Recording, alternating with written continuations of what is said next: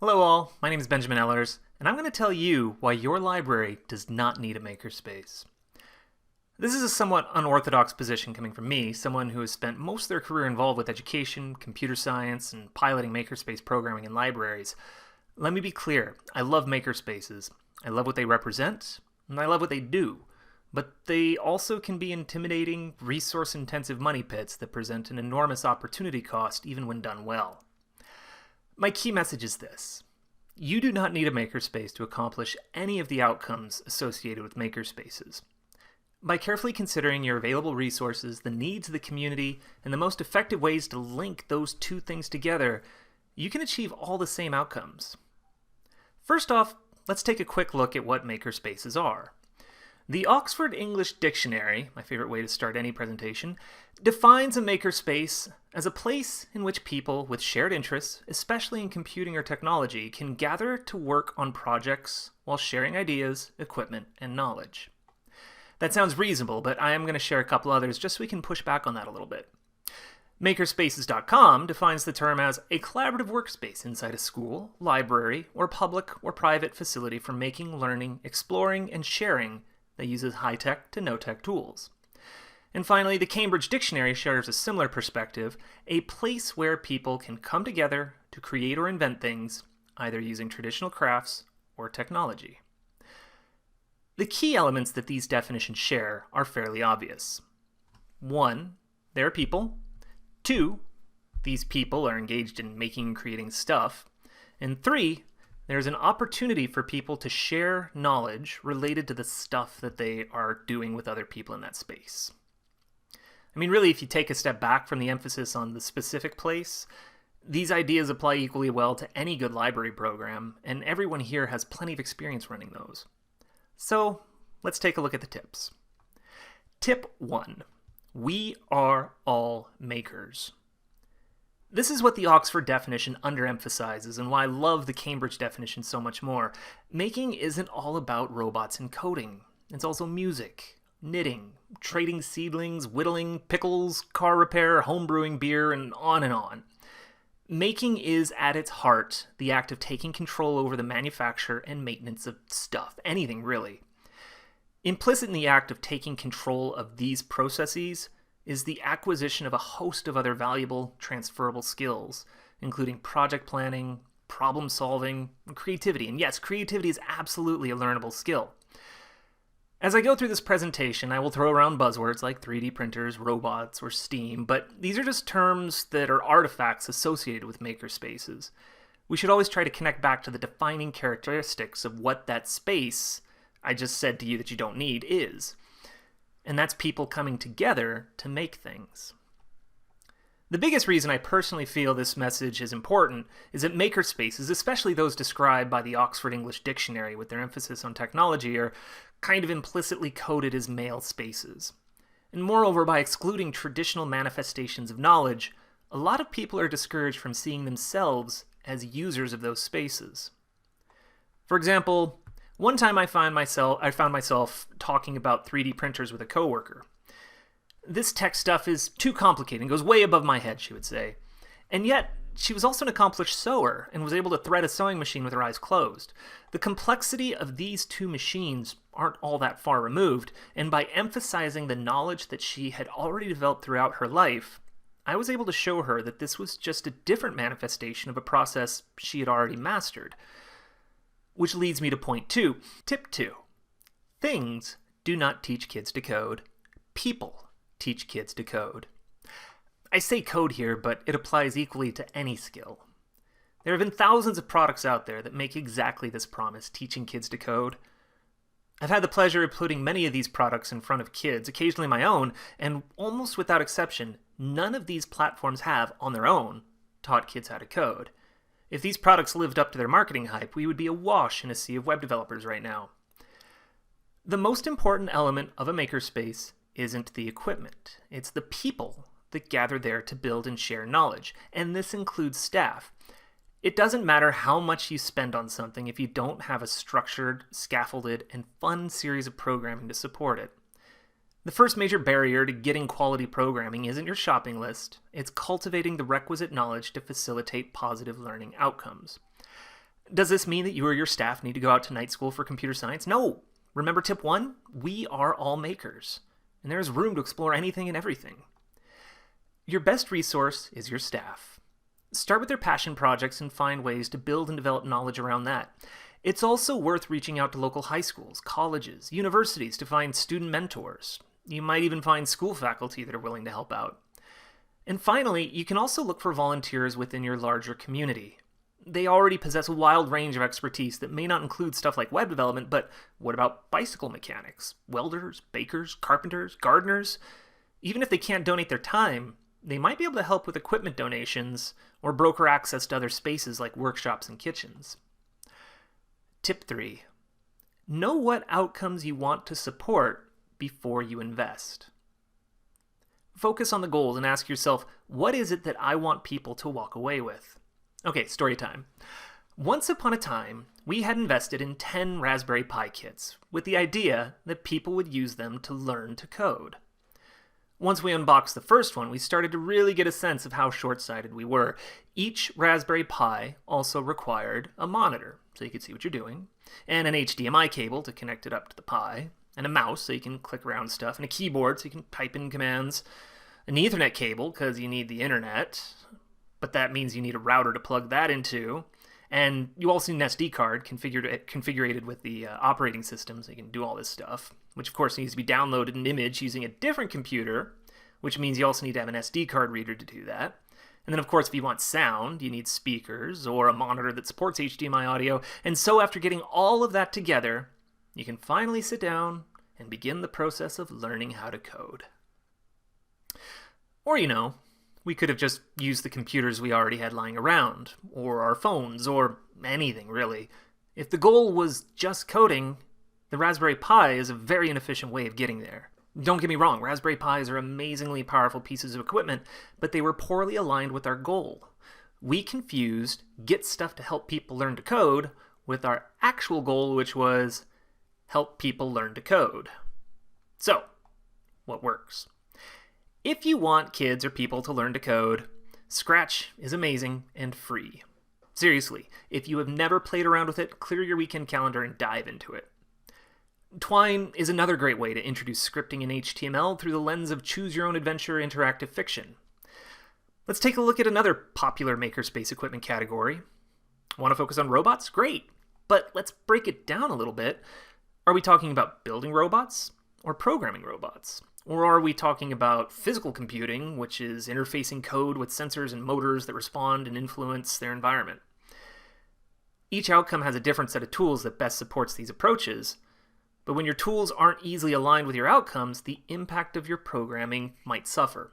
Which leads me to tip 4. Make your purchases flexible. Like Alton Brown's advice when purchasing kitchen gadgets, you want to avoid unitaskers, which he defines as tools that are only good at one job and inevitably take up precious space. Autobots are cute, but they are not deep.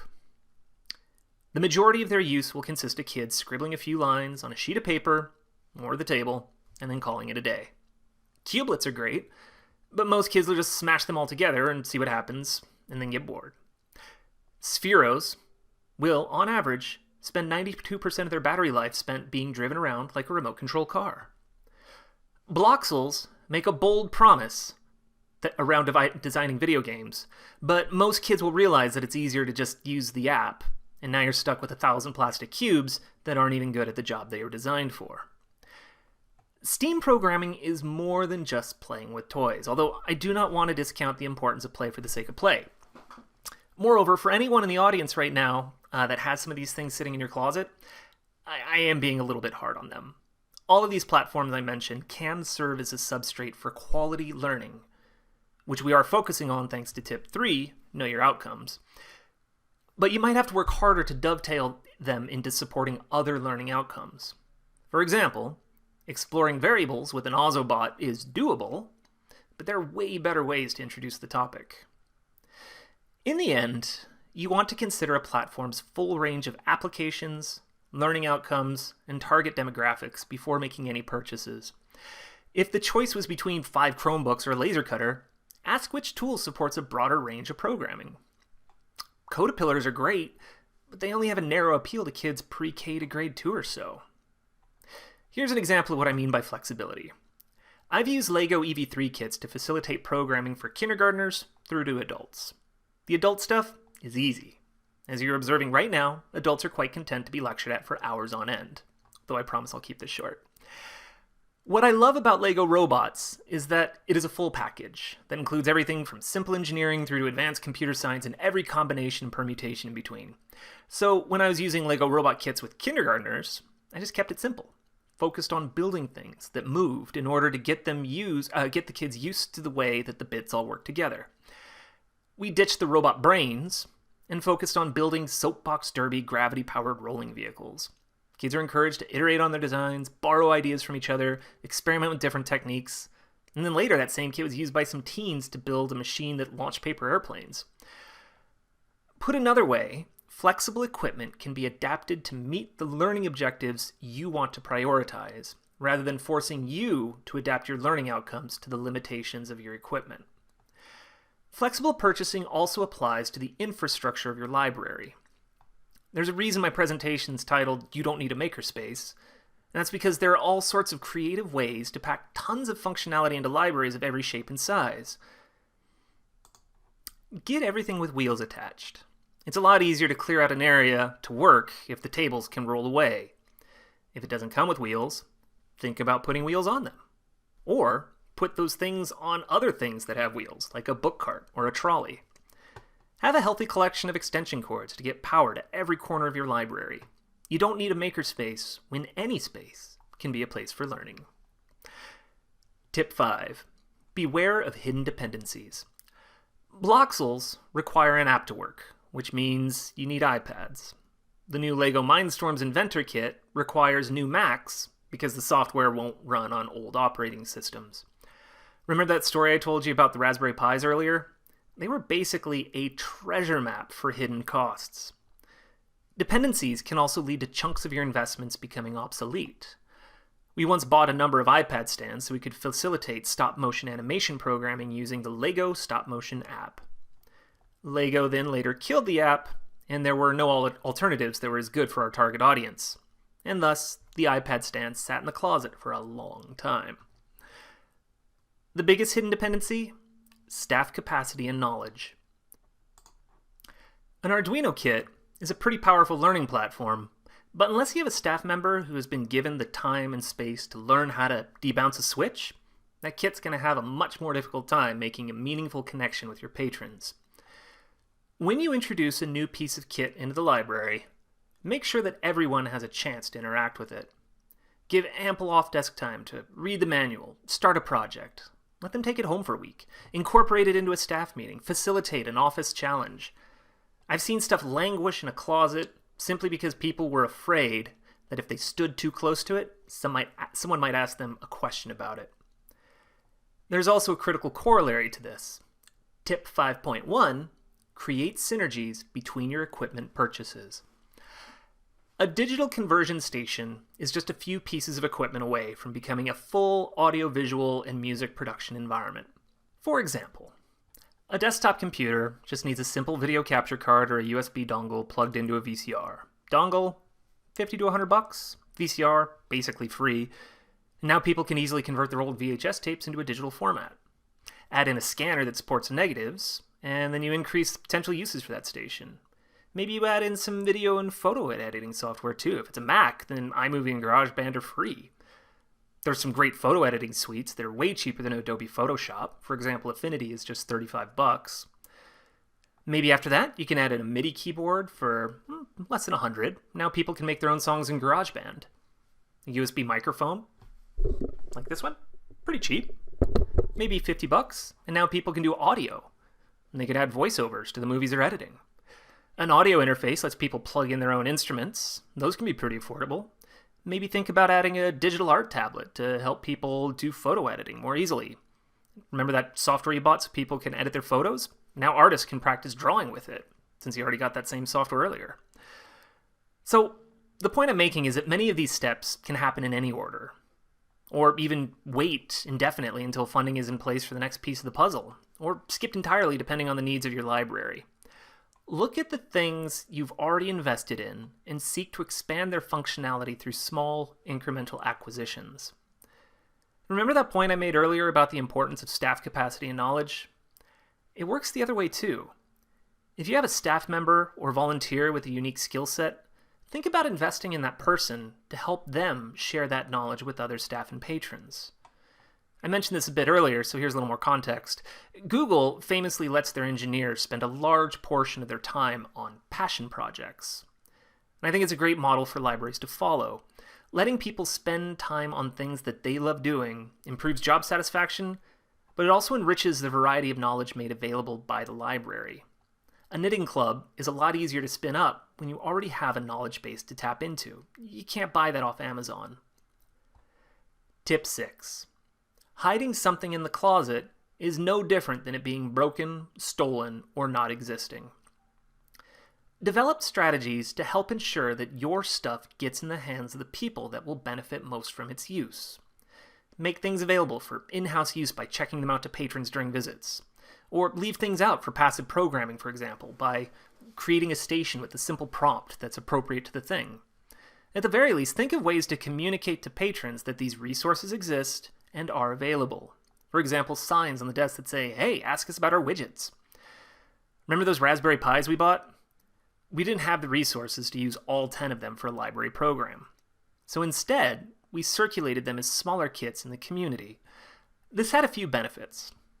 First, we no longer had to worry about how we were going to buy and store 10 sets of HDMI monitors and keyboards. Second, it let people explore the technology at their own pace, in their own homes. Third, it helped us save face for buying a bunch of stuff that we hadn't adequately planned around. And that's tips 3 and 5. Sometimes stuff gets hidden away because it's too special to make available. I remember growing up, my mom bought a set of expensive china that we would only use for special occasions, on the grounds that she didn't want to lose a piece to accidental carelessness. I think I ate off those dishes less than 10 times growing up. When I visited home a few years ago, I noticed that she was using them for everything: backyard barbecues, late night scoops of ice cream, or morning bowls of Cheerios. When I asked what happened to change her mind, she confided that she had bought them to enjoy, but keeping them locked away kept her from actually enjoying them. Sure, some of this stuff is expensive. Yes, these things might be delicate, but so are many of the books, DVDs, and games we circulate all the time. Gatekeeping, excessive restrictions, expansive rules, they only serve to put up barriers, which implicitly reinforces the idea that some people aren't good enough to interact with your resources. The worst case scenario is where somebody eventually breaks something or runs out of the building with it, but that's functionally identical to never having let anybody use that thing in the first place. Looking back at my time spent working in a makerspace, I'm surprised how little loss we actually had. The most frequently damaged or stolen items were headphones, but we always bought cheap ones in bulk and otherwise encouraged people to bring their own. Other than that, I lost a couple of cheap guitars, a digital art tablet, but in the context of our overall budget, the volume of equipment that was on hand, the length of time under consideration, and the overall service environment, I think we did pretty well. At the end of the day, we put a lot of trust in our community, and it was well received. Tip 7. Keep your kids to kits ratio as low as possible. In a perfect world, every kid would get their own Goo Gah to futz around with. But that can get pretty expensive pretty quickly. Every additional child you assign to a kit during a program dramatically increases the likelihood of someone disengaging.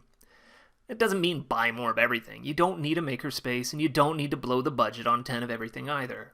Don't have enough of something? Here's a few ideas. 1. Limit attendance.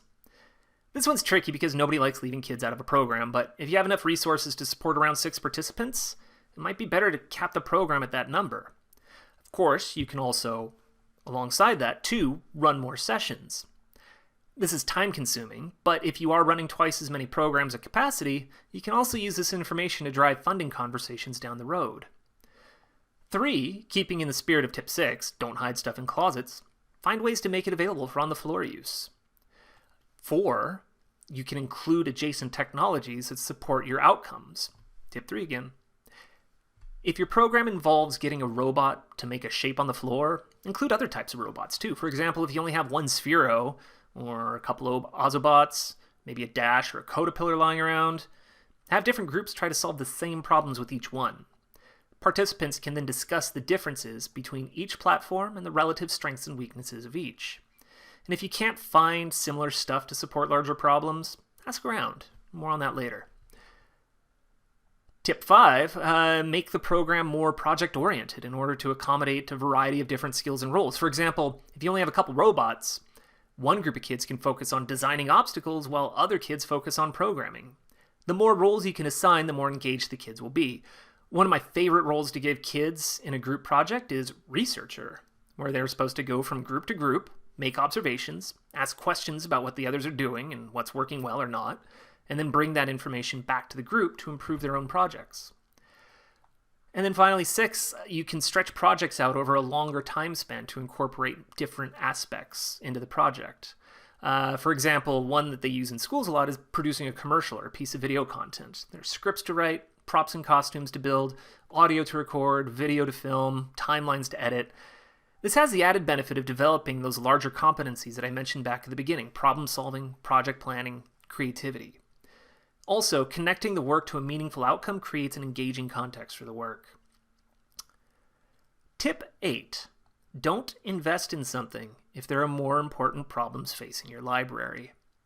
Or, as Judith Logan and Kyla Everall from the University of Toronto put it in their paper, First Things First, Exploring Maslow's Hierarchy as a Service Prioritization Framework, quote, "Don't buy a 3D printer until your regular paper printers are reliable and easy to use."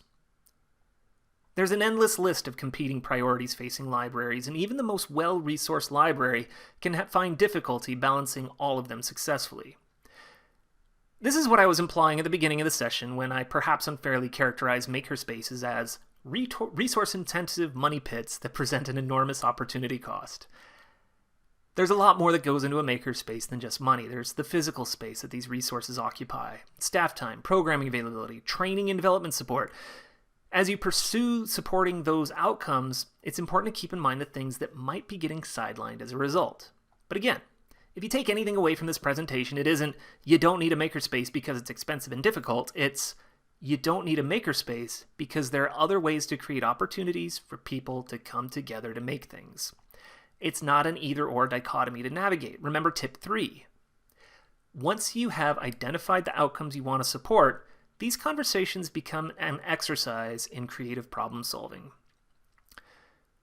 One of the most frequent questions I answer is some variant of, I have just been put in charge of starting a makerspace. What do I buy? Or sometimes I encounter follow-up scenarios where someone inherits a closet of random tech that is gathering dust, wondering, what do I do with all this stuff? Both of these questions are grounded in the same assumption, that a makerspace is a list of stuff to have on hand. Don't get me wrong, stuff is good. I like stuff. But these questions put the cart before the horse. The stuff is a means to an end, and the first step is identifying what those ends are. To rephrase Logan and Everall, don't buy a 3D printer until you can clearly articulate what outcomes it is going to support, and make sure you keep your Xerox machine running too. Tip 9. Know where your library sits with respect to the rest of the community. I touched on this a bit way back up in tip 2, people teach kids to code. Make sure you consider all the options available in your community. Some community members have full wood shops in their garage. Schools have access to fully stocked art rooms. Local businesses might offer machining and metalworking services.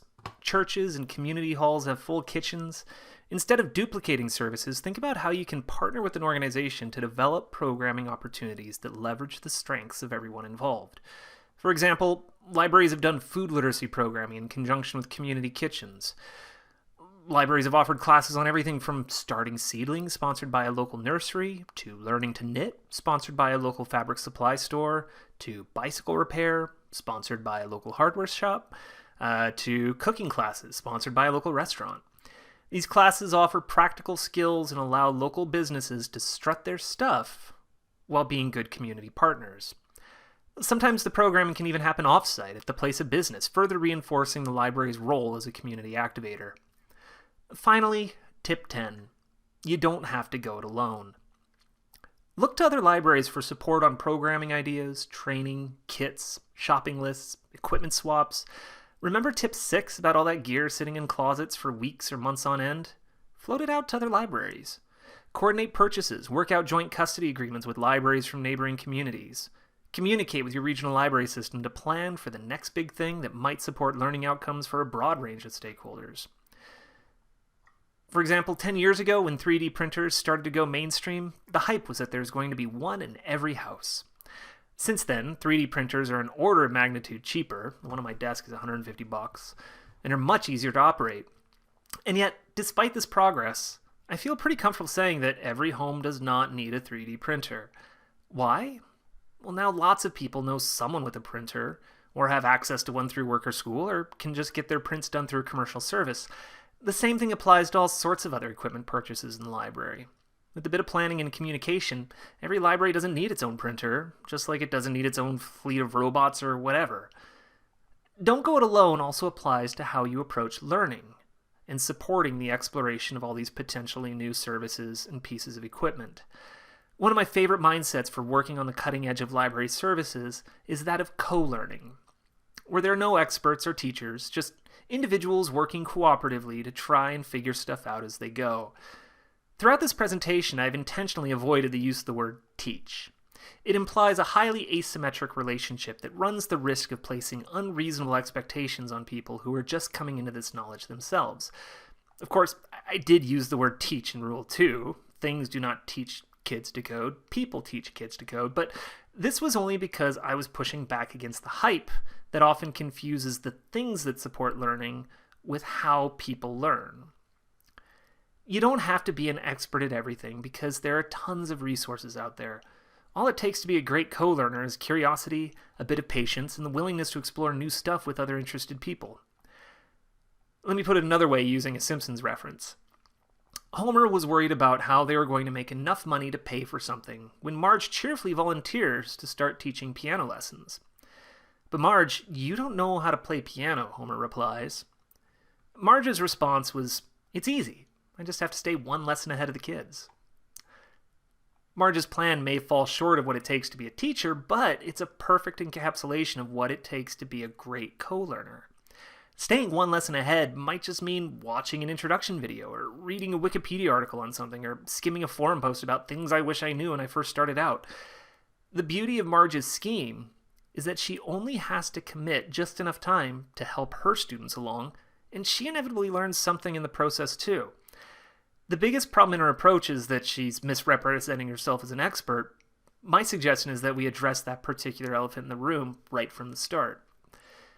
Teaching requires a teacher, but everyone can be a learner, and we can all help each other be better learners. The more you can share that cognitive load with others, the easier it becomes to take more risks and try new things. So this brings us back to the beginning of my talk.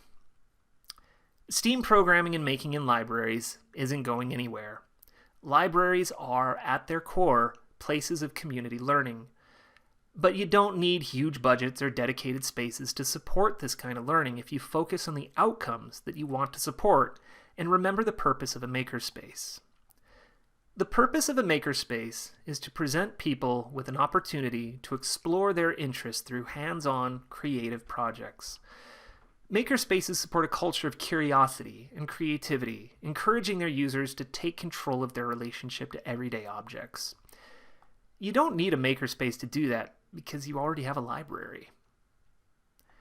Anyway, thanks for your time. I'm glad I had a chance to share my thoughts with you.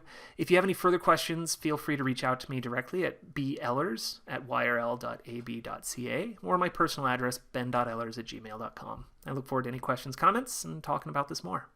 Thanks.